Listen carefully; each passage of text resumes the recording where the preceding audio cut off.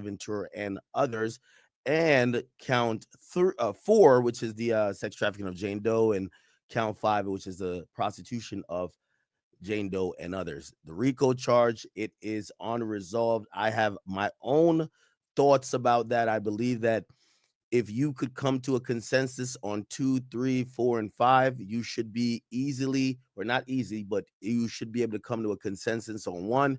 The mere fact that they haven't came to a consensus, in my opinion, I wholeheartedly believe that they do not believe it's a RICO, and they're arguing over. I believe some people say, "Hey, this is a criminal enterprise." Some people say it's not, and we are at that point. Trying to do here is give them as much time as they need to deliberate. You don't want them to rush and say, well, fine, we've got to reach a verdict, and then it backfires because they come back on a guilty verdict on the top count. So very favorable, at least, from the defense aspect, wanting to slow it down, giving them the time, and then maybe they might also change their opinion on some other things, and we don't know. It seems like they've come to a unanimous verdict on the other counts 2 through 5, but yes, most definitely. The jury has entered the courtroom, so we're going to find out what is happening next. Okay, this is a replay from this Law and Crimes broadcast from yesterday, so this is not current. The court has not started yet. I believe they're going to show up at 9 o'clock, so I expect them to do a full day today. Yesterday they were unwilling to go past 5 o'clock. The judge has told the jury they make their own schedules. They could come and go as they please. Obviously, people probably have July 4th plans. They're probably trying to get things out of here by today, because if not, they might have to go back in tomorrow, which is Thursday, which is pushing a little close. The judge had previously stated early on in the proceeding that July 3rd was going to be an off day. However, if they don't come to a verdict by today, it's likely he'll open up the courthouse tomorrow that they could deliberate. You have to imagine the jury are regular people. Anthony Arnold, thank you for the 5 gifted memberships.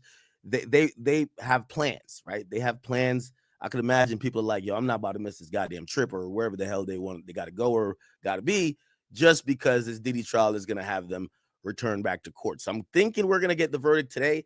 If they've agreed on 4, they haven't agreed on 1. I think we're going to get a decisive answer today. I think they're going to go unanimously, either one way or the other. Here's the other issue, and here's the problem. If they don't get an answer today, this is going to start to stretch, right? Also, I haven't gotten clarification on this, but I'll try to reach out to either, Bradford Cohen or anyone else to give me some clarification on, are the decisions already locked in? So they said they reached a verdict. And by the way, King Trevon, thank you for the 20. He says that baseball parlay hit. Life is good. Did it hit? I didn't even check it. You know who I got that from? I got that from the Big AJ. He had told me, he said, yo, Tuesday, he said the Yankees got the best pitchers pitching. He said they can't lose. So I was like, all right, man, I got you. I don't know too much about baseball, but clearly, I guess it worked. Thank you, guys, and shout out to Steak Kick. Anyway, back to what I'm saying. If this does not go down today, it's apparent that the judge is going to force these people to sit there until they come up with a decision. That could be difficult. Now, Diddy was seen in court yesterday with his head in his hand. People say he was looking stressed. We don't know which way that would mean. I do believe his lawyers, his Avengers-style team of lawyers, have given him some consultant on, hey, listen, it's probably leaning this way because why the hell would blah, blah, blah, blah, blah, blah. They're probably a little bit more accurate than everybody else. They've been working this case. They had to analyze every possible scenario. And if we're thinking about the level of intricacy that goes into this case, like, they're studying the body language of these jurors throughout the trial, before the trial, during voir dire, as they call it, but that's jury selection. They feel like they have connected with some of these jurors. They feel like they had a good idea of where some of these people may fall along the spectrum. So again, they had to also think about the scenario like today where they're hung up on a particular charge. The charge this time is RICO. Now, granted, this is the one that definitely probably carries the most implication, which is, do you give Diddy life? Again, in a RICO case, to be found guilty of RICO, you need these are the requirements that needs to be met. Number one, there has to be, RICO is a organization conspiracy charge. In conspiracy, you need an agreement to commit a crime between two individuals, and they have to know that they're committing a crime. Intent, mens rea, is obviously necessary, okay? You can't have a conspiracy with someone that doesn't know they're in the conspiracy or that they're committing said act. However, other people, other than the two people that know that they're doing this, don't necessarily have to have all the knowledge. For example, the assistants, they were like, "Oh, I was just cleaning up the rooms." They probably didn't know they might have been assisting what the feds call as a sex trafficking ring or whatever, but they would be still part of the enterprise. Now we get to the second thing. So we need two people, then we need an enterprise. The enterprise is basically what's going to be considered the corrupt organization. Corrupt organization could be a school board that are doing certain things to funnel tax money or to do certain things to push certain kids ahead. And by the way, school boards have got hit with RICOs. That's happened. So there has to be an enterprise. In this case, they accuse Combs Enterprise of being the enterprise. Now, everyone's going to have their own thoughts about it. Do you believe that Bad Boy / Combs Enterprise was the company that was just facilitating crime? You know, obviously, when we think about the YSL case, they argue two things. Well, you could have legitimate business, y'all putting out records, but you're also facilitating and also encouraging gang violence, shootings, and other things, drug dealing and things like that, violence, right? So two things can be true. I think when we think about Bad Boy Records, when we think about Combs Enterprise, we think about liquor, we think about music, we think about clothing. We usually don't think about this is a sex trafficking organization. However, they're saying both could be true.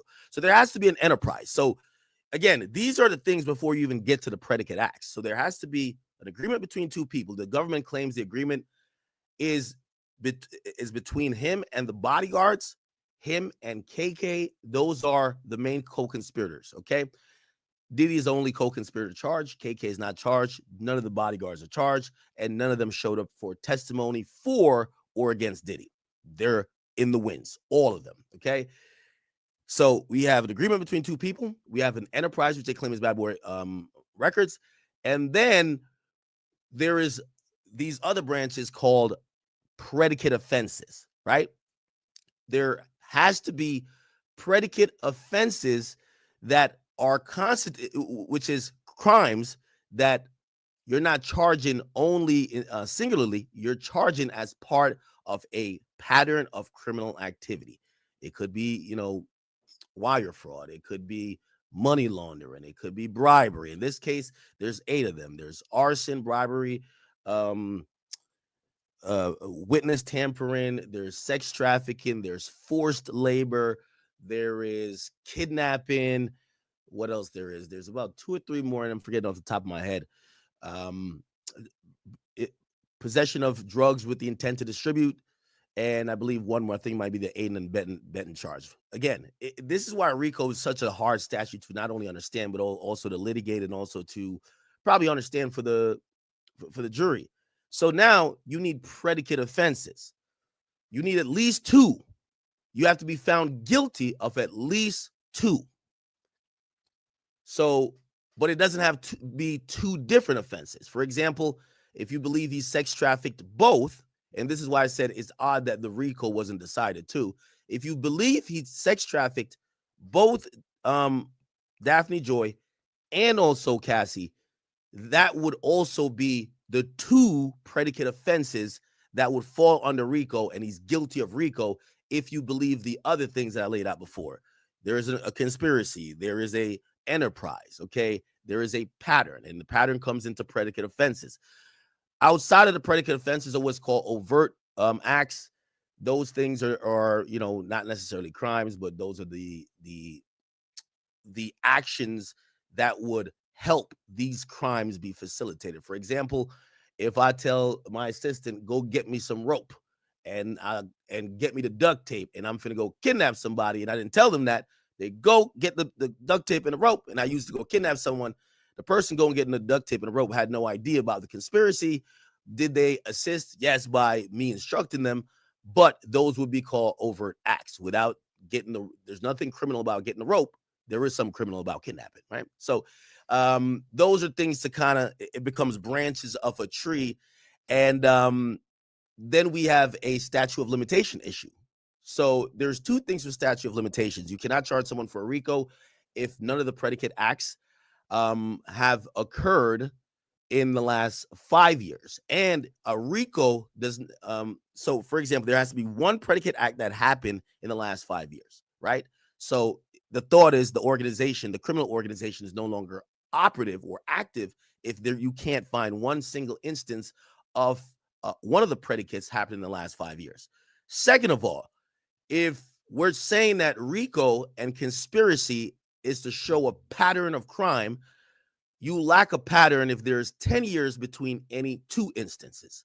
So if say you're saying these niggas just be doing drive-by shootings, and there was a drive-by shooting in 91, then the next one happened in 2004.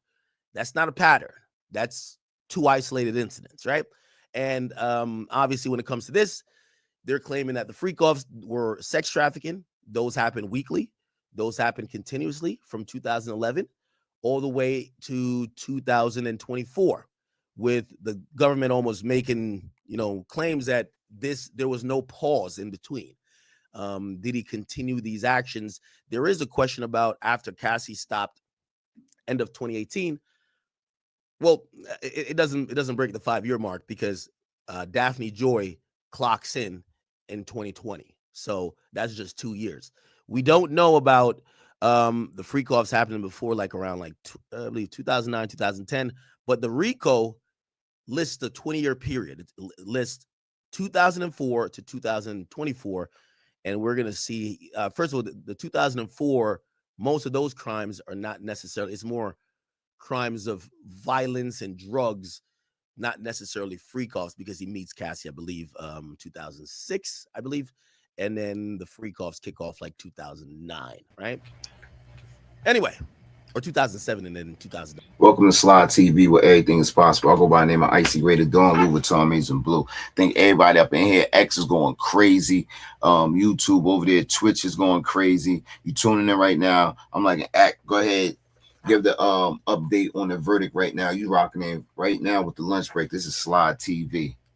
Let's go. 9 and then Kid Cudi 2011. Anyway, again, as I heard Elizabeth Milner say that, I've been following this case and covering it so intricately for over 7 weeks now. It's going on 2 months, pretty much daily, Monday to Friday. Usually a couple of days you get off because of a federal holiday, but you kind of start learning the case in and out. I would imagine the jurors who are in court, they know the case in and out. There were several videos that were played that were freak off videos. There were hundreds of text messages. For example, Cassie's stayed on the stand for almost 4 to 5 days. The transcript for her entire testimony is over 800 pages long. There was damn near almost 100 pages of text messages. There's thousands of text messages, pictures, videos. There's a lot to break down. It's actually really impressive that they came to 4 consistent or unanimous verdicts in pretty much a day and a half of deliberation. So if they have a full day today for the RICO, let's see what will happen. But, there was an issue with the juror at first saying that they weren't going to follow they weren't following the judge's instructions. I was always wondering, was there ever going to be a moment that somebody walks in the room and say, I don't give a fuck what y'all say. I don't think Diddy's guilty, and I ain't voting that he's guilty. One of those people could have made for a indecisive or potentially, I won't say hung jury because we're not at that stage yet, but an undecided RICO act, right? We don't know if anyone's standing on their square. They're just unwilling to compromise. And either way, maybe somebody walks in that room and says, that nigga is guilty. I don't care what y'all say, I'm voting guilty. So we'll probably hear the drama of what's been happening in the jury room, which I always assume there is some. And I do believe that Alexander Shapiro, which is the appellate lawyer for Diddy, has to probably be paying very close attention to see any possible misconduct that's going on when it comes to the jury whether maybe somebody in there is trying to bribe him, maybe somebody in there has some irrational hate, saying, "Yo, listen, I ain't gonna lie, my my my my sister used to get sex trafficked, and maybe they didn't divulge that at voir dire, which they should have." And they said, "Yo, I'm gonna believe all sex trafficking victims. That nigga's going to jail." Those things would violate Diddy's constitutional rights, also violate the legal and due process of the trial, and that's definitely grounds for appeal. So I know Alexander Shapiro is kind of trying to peep to see what's going on. Also, here's the thing too: they have to be preparing for everything. You know, I have a theory to say if Diddy gets convicted, but only for the prostitution charges, I think they're going to push for a 4 to 6 week appeal. They're going to appeal immediately. They're going to file within 30 days an intent to appeal. Within 4 to 6 weeks, they're going to file a brief for an appeal, and then they're going to also file a motion to get him bail for post-conviction relief, which means, yes, you could be convicted, and while you wait for the appeal for the conviction, you would be able to get some type of bail. So I think that's going to happen for Diddy, and if he gets found on the prostitution charges. And I think he could get out of jail, because here's the thing: the reason why he didn't get out of jail is the idea that he would be able to bribe people, who witness intimidation, this and third. Most of that stuff is in the RICO. Most of that stuff is in the RICO, and they wanted to protect the sex trafficking victims.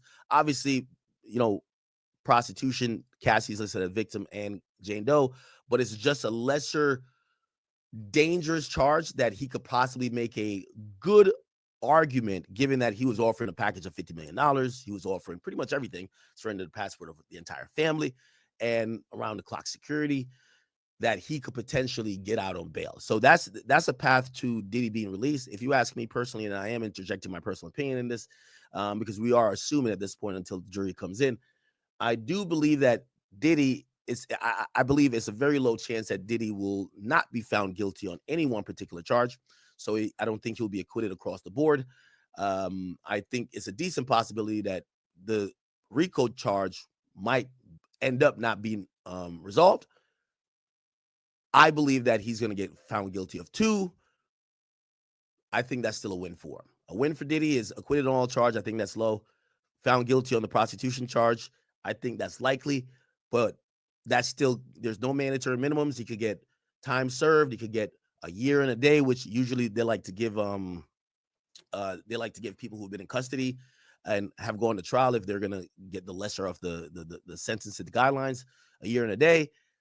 Or, you know, he could get all the way up to 10 years. Diddy doesn't have a record. He's not going to get 10 years, right? So the prostitution charges he could deal with. And I know, you know, obviously jail is not a great place, but given what he's been through, I think it wouldn't be, you know, it would be a win considering what he's facing. If he gets hit with the RICO, it would be probably easy to assume that we won't see Diddy maybe again. All right. Also, the sex trafficking, he's going to be getting 15 years minimum. Actually, the minimum is 15 because he turned down a plea and he went to trial. There's 2 victims. There's other extenuating circumstances. He's probably looking at 20, right? 20 years. So I think it's 20 years for a singular charge of sex trafficking.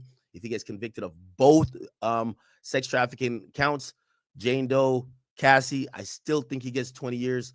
And if he gets convicted of the RICO, I think most likely he's looking at life if it's a RICO and a sex trafficking charge. So I think Diddy probably doesn't parole until he's 75 to 80. Diddy's 55 years of age at this point. So 20 years from now, he would be 75. If he gets the RICO and a sex trafficking charge, he's getting probably close to 30, right? R. Kelly, if you don't know, was convicted of racketeering. And among other charges, he got 30 years in the Eastern District of New York. And he had another conviction in Chicago for the child pornography, which he got 20 years. He was able to serve it concurrently, so he's serving 30 years. So that 30 barometer is the thing. If they get their way, they're going to give him 30, right? R. Kelly as well didn't have a decorated criminal history. So when they got him for the things that they accused him of, and by the way, R. Kelly was found guilty on all 9 charges in the Eastern District of New York. So they clean sweep. In Chicago, he was actually found guilty of 3 of the 7. So he actually beat 4 of them. So, you know, he got 30, and we'll see what ends up happening there. Okay, so we're waiting. We're waiting on the jury to get to court. They're on their own schedule. The judge really has no additional instructions for them. They're going to show up today, and supposedly they're not even going to alert the court. So they're not going to show up and there's no all rise, let's swear you in. They've been sworn in. They're going to go directly, and they were instructed to go directly to the deliberation room and start hammering it out. And of course, the judge will show up, but he'll probably be in his chambers reviewing other matters, and he'll probably get a note from the foreperson or the foreman to the bailiff or whoever is in responsible for the jury, and they'll pass that note to the judge saying, hey, listen, we either have a verdict or we're still having a stalemate. And at that point, he'll let the court know. So we're kind of waiting. I think they're going to be there at 9. I have to believe, you know, if we look at the jury pool,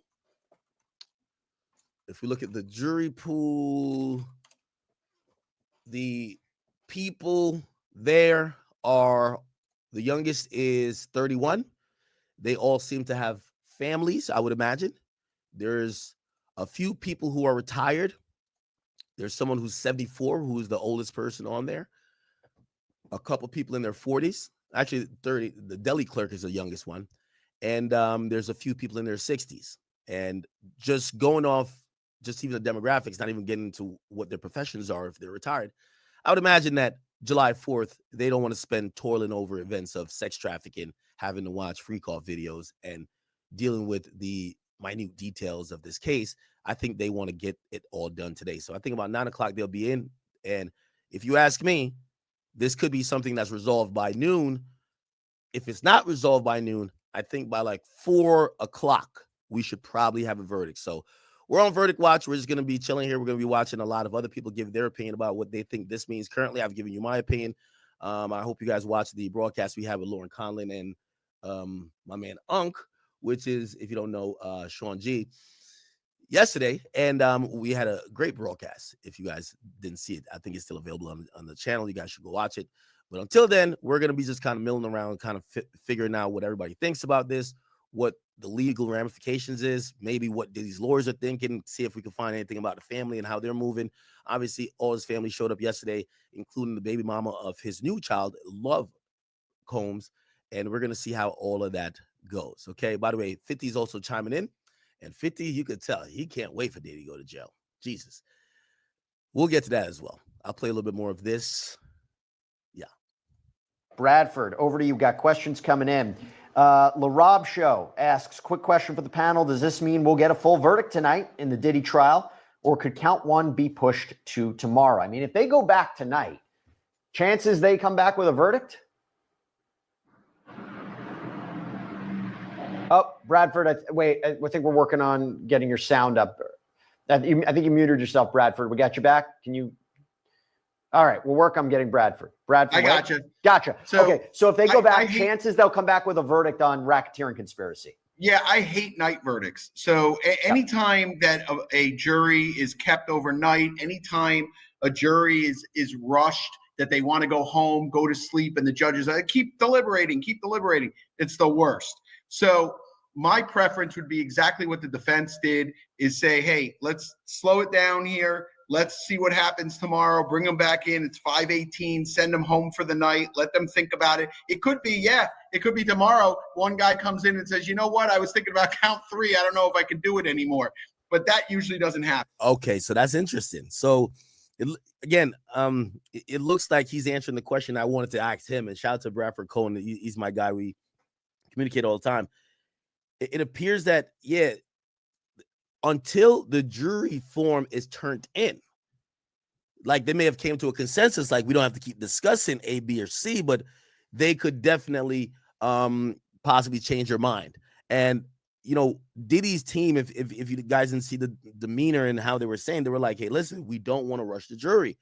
And I don't know if that was kind of leaning me to think that they think that there's some guilty verdicts in there. Maybe if they had more time, they could think about it. They could go home and be like, wow, we're about to give a guilty verdict to a guy who's going to lose 20 years of his life. And this is heavy. Let's rethink this. Did he really do that? So it looks like they could change their answers, which is interesting. I guess nothing is final until they turn in that jury verdict form. Well, the foreman would turn in all of them, and they would just kind of read it. Juror 245 says guilty on this, and usually they ask the defendant after the verdict is read, do you want to hear what each juror said about, or I forgot what it's called, but they'll read each jury sheet of each juror. Okay. It seems like they've reached verdicts on those 4, and that one count is going to be the one that they decide. I don't think it's going to be decided tonight because I think they're going to go home, and I don't think this is the type of judge, and I've been in front of judges that'll say, let's go to 10 o'clock, 11 o'clock. This is not that judge. So I don't believe there's going to be any kind of verdict on that count tonight, and I think tomorrow they're going to go back, they'll start fresh, and they'll see if they can reach something tomorrow. But I think it's going to be difficult. I think that people have dug their heels in, and when individuals start digging their heels in and there's more than one, that's when you truly can get a hung jury. When there's one, all the rest just beat up on that one, and then that guy usually ends up turning. Yep. And we don't know what the split is. Everybody's watching this right now. All eyes are on that federal courtroom in downtown New York. We have a ton of people watching us right now on the live stream. Thank you so much for your incredible support. Thank you so much for continuing to come to us on Law and Crime as we cover this in real time. And by the way, there is an update. The judge says, he's speaking to the jury, I ask you to return to the jury room. If you decide you're done for the day, send me another note and I'll bring you back out to end the day. The jurors leave. Judge says everyone can go back to doing what they were doing. We may get a note in like 10 minutes from the jury and be like, we're exhausted. They did, by the way, not to kill the suspense. We're going home. We'll decide on racketeering tomorrow if we decide. Let me bring in Law and Crime's Sierra Gillespie, who is outside that courthouse right now. Sierra, great to see you. What is the scene like outside? News of a potential verdict. We were wondering if the crowd would gather, if people would show up. What are you seeing?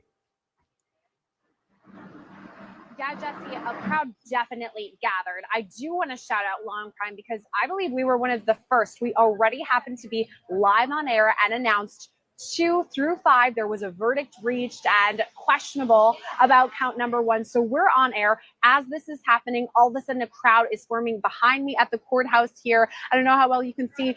Also, let me note that it is raining. For a time, it was pouring down rain. There's so many umbrellas, people getting hit, water falling all over people. The scene is chaos.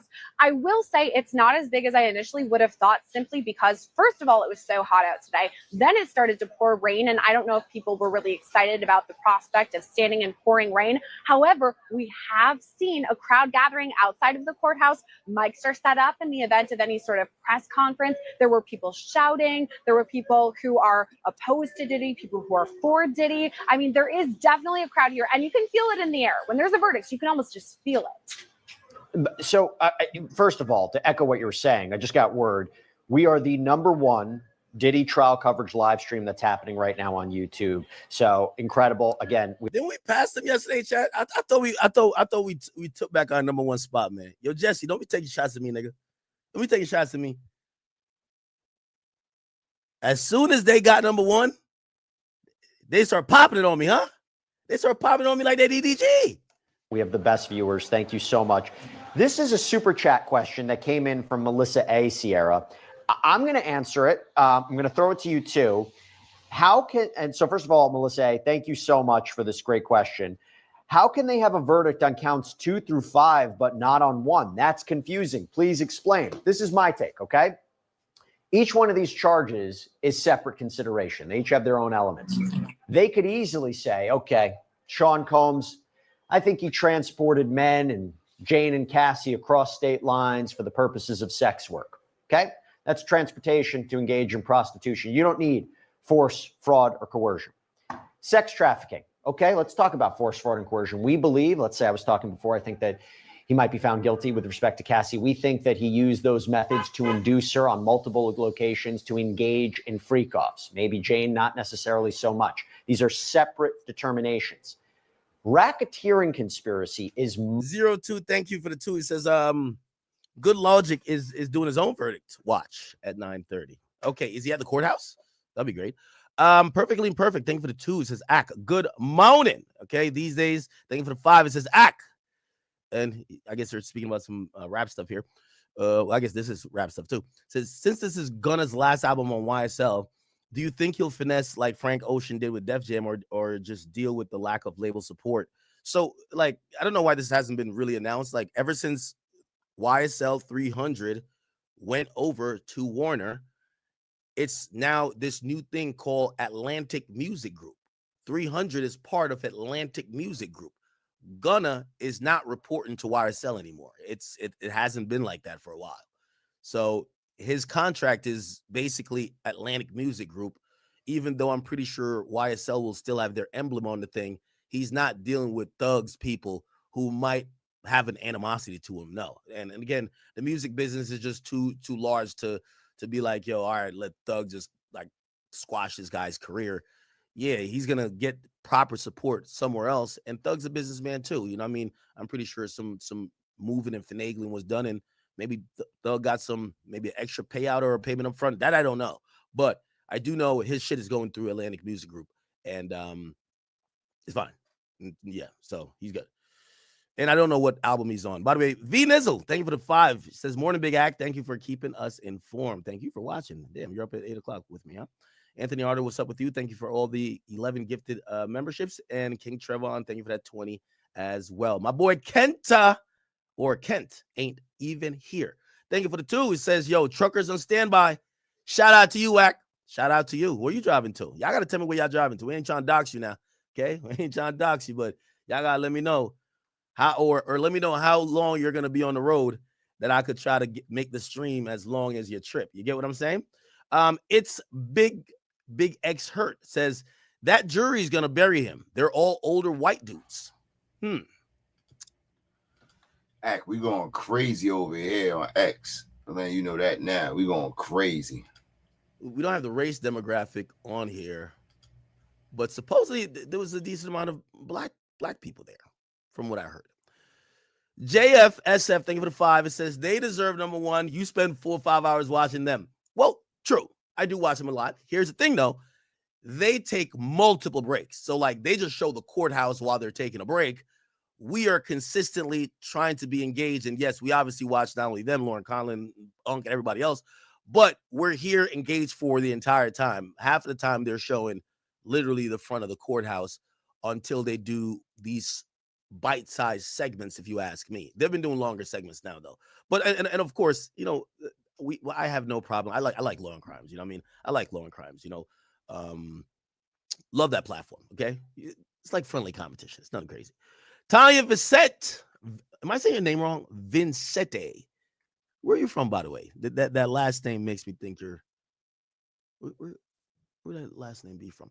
She said, "Big Ack, you look fine." And the video yesterday was great. Oh, thank you so much, girl. Thank you so much. Zero. Okay. Yeah, we read that already. All right, perfect. The Skinny Day 1, thank you for the 10. It says, Ack, I've seen you forgive people for more. I think you and Lauren LaRosa, do you think y'all could ever squash y'all issue and do a sit down? Y'all talking about the Diddy case would be good. She just gave you credit too.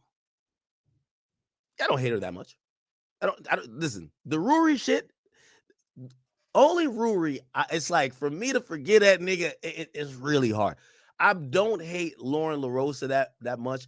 The Ruri thing is because I personally believe, and I saw the nigga show up to my house. Well, I didn't see him. I see a nigga stick his hand out the thing and put something in my mailbox. You show up to my house like you ain't even trying to be friends. You trying to die. However, Lauren LaRosa, no, of course, and I do know she's doing her own coverage. You don't see me keep violating her. I mean, I might bring it up sometimes, but yeah, eventually. And here's the thing too: it's all about respect.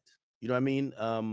As time goes, I got once I drop my 50 once, I kind of move on from that unless they keep disrespecting. And if she deals with me and my likeness in a fair way, I have no problem dealing with or potentially having conversations with her to reconcile if that's reconciliation. Okay. Yo, Big Papa Zoe, thank you for the 5. And said, yo, man, Ack, Bumba Clot. They can keep the Diddler and R. Kelly. They belong together. Inmate freak offs loading. Just give us Tory back, bro. You wanna You want to see Tori? Okay. Let me see. 020. She says, I just want to say thank you, Ak. Thank you for the 20, by the way. She said, I want to say thank you, Ak. My husband and I watch you all the time. I was waiting every other week for updates. And once I found out you were doing it, I started tuning in. And was able to form a different perspective. W husband. Yeah, make your husband some coffee today. We're rocking with Dunkin' Donuts today. We're up early. Chat, we're gonna have to figure out something going forward. And it's like one of those things. You ever watch like a really good, I always get sad. Well, I think everybody does. There's probably a name for this syndrome. Like when you're watching a really good Netflix series and like it's good, you want to see the finale, but it's like it's that feeling that after it's over and the credits are rolling, you're like, fuck, like this is over. Like, what are we gonna do? So we still got to do some morning streams, right? Obviously, we haven't done night streams in a while, right? And we used to be the night demons. So we got to figure out how to mix it up. We got to, I don't know if maybe I know you guys have always wanted me to have a schedule. That's really hard, but because streaming it has to be authentic and organic. But I've enjoyed some of this morning streams. It's also kept me, like what Diddy would say, kept me on my job, kept me on my job. So by the way, thank you guys. And, if you're watching with me in the morning with your husband or you watch clips, I appreciate you as well. Markayla Adams, thank you for the 2. She says, I love you, Ak, but Armand been number 1. Shout out to Armand. Armand's very dope. Actually, Armand, well, he's around New York, right? Armand, we need you in this week. I know we're pushing up against the holiday, pause, but we need you in this week. Oh, that's who I should add to the 4th person. Me, Armand, Unc, and Lauren. That would be great. Armand has been pretty much like almost the top guy. He's just not live all the time. He's at court. And by the way, he deserves every view he gets because he's at court. And when he gets out, I know he has always a unique perspective. Armand's a cool guy. He's a cool guy. All right. So salute to him. I'm still saying I'm number 1, though. Come on, ain't nothing bigger than the chat. Stop playing, Markayla. Stop playing, girl. Entertainment Zone, thank you for the 10. It says, yo, big up yourself. Big Ak. There's no victim in this goddamn case because they're all nasty motherfuckers. There's only one Gaza. What's up, my brother? Got to be a Jamaican right there. Westcott Laurent, thank you for the 10. He says, Love Island ain't nothing but a freak off. Yo, chat, is everybody on the Love Island wave? I'm not on this Love Island wave yet. I keep hearing everybody's like, oh, yeah, I can't say Love Island stuff in the group chat. Am I the only one that is not on? Shout out to everybody that's tuning in. Welcome to Slide TV, where everything is possible. I go by the name of Icy Rated Dawn, Louis Vuitton, Mason Blue. X is going crazy. Shout out to everybody on X. We getting a verdict. We waiting. We got a couple more minutes. They in the courtroom at 9:00 Eastern. So we in here right now. We streaming with Academics. He going crazy. So right now, Academics is giving the shout outs. Am I the only one that is just not on this wave yet? By the way, Nurk in the building. I see you. Somebody said Unc is down inside. I'm going to be honest with you. I feel like Unc was getting emotional yesterday, man. And he said one thing I didn't know. He said, I didn't know he clearly have met Puff before because he said he took pictures with him and this and third. And I was like, oh, you kind of know him. And it kind of made me think differently because I was like, is he just like a Bad Boy fan or like, but maybe he knew him a little bit. Also, him telling me about his lifestyle, I didn't know he was like a millionaire and he was doing all that before he got caught for some stuff he was doing. These days, thank you for the £5. Where you from, UK? So, Ak, you think Drake will drop something before his wireless performance this month in London? Nah, I don't think Drake is one of the artists that at this point would need to drop any music before a big performance. By the way, there should be 2 big performances, right? He has wireless this month. And he has what else? So we got wireless this month. And next month, it should be OVO Fest.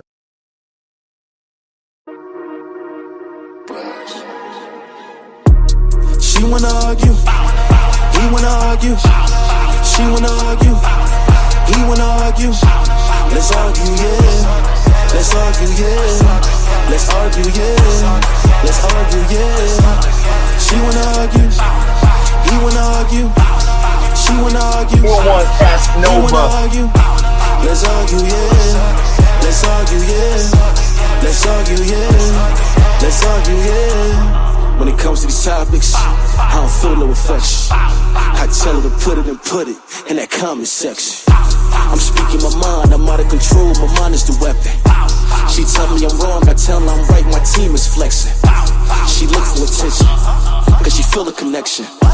She shaking that ass, she know that we winning, my team is stepping. Shout out the Fel, shout out the V, shout out the Yachty. We gon' sit this down, then we gon' party. She wanna argue, he wanna argue. She wanna argue, he wanna argue. Let's argue, yeah. Let's argue, yeah. Let's argue, yeah. Let's argue, yeah. Should be OVO Fest. So I don't think he's dropping music for either war. I think people want to see him confidently pop out, want to see, again, obviously he did the tour in Australia, but we want to see, it's a fresh reminder that for everybody saying Drake is done, you're going to see 120,000 people just like bop around to him perform a sicko mode or whatever the heck he's going to perform. And I think it's just going to remind people that, yeah, even if you didn't think he got the best of the battle, it's Drake. It's like everybody loves him, right? Malik, he says, Ak, when you coming to Turks? Wait, hold up now. Sooner than you think. Jermaine, it says, Ak, you getting slim, Ak. Oh, appreciate you, boy. And he says, no Diddy, keep it going. Thank you. K93K says, yo, did you hear that new Ye and King Combs EP? I did not. What do you think? I asked this question yesterday. What do you think all this means for Ye? If I'm Ye, and if we're assuming that Ye is the guy who does the freak offs, do you pause all your freak offs? Like I'm gonna be honest with you. And I pray, and I'm not wishing none of this into existence, but let me tell you it like this. Remember, all this happened because Cassie did the lawsuit. Then we get potentially 2,000 fake victims that come out, but some people who might have real stories. Jane Doe, who was his girl at the time, starts moving mad different. It's like she even said, yo, I read Cassie's story. It sounds like me. That was bad news. You could tell that's bad news. Okay? That's bad. That's nasty work. I wonder if with all of this, Bianca sends stories like this, like, you know what I mean? On some setting up for the play that when she hits him with the eye, yo, I just need my 20 M's. I just need my 20 M's. Yay. I just need my 20 M's. You a billionaire. Give me the 20 M's. It's over. You could get your new big titty hot chick. I will go away. I haven't talked in 5 years. I won't talk down. Just give me my 20 M's. I'm out of here. Give me my 20 M's. You seen what happened at the Diddler. Give me my 20 and I'm out. I'm wondering what she thinks about all of this. Okay. Shit. Also, if I'm Ye, I'm taking legal backups right now to make sure that she cannot try to claim some other shit later. Okay. Raphael the G. Thank you for the 555. It said, did you hear that Tony Busby won his case against Jay-Z and Cali? I did hear that. And it's not won his case. He got a motion to dismiss. Was I guess won his case, but the case wasn't concluded. It was a motion to dismiss that got granted. The motion to dismiss, it's I don't know if you guys want to get into that. We could save that for lunchtime because we got to like pause some of this Diddy stuff. But this actually is a really harmful but important, and I think it should be appealed. First of all, Alex Spiro never gets his ass whipped in court, but he pretty much did. All right, y'all. Act going crazy right now. We up in the building. All right. Thanks for tuning in. If you came late, go ahead. It's on all the platforms. I'm setting it up right now. If you're in the truck, you in the whip, or whatever the case may be, go on iHeartRadio, the audio of the whole show right there. I'll catch up. They in the courtroom right now. Thank everybody for tuning in. We back here tomorrow, y'all. Yo, X, y'all tore it up. The numbers is crazy. Shout out to Slide TV. Welcome to Slide TV.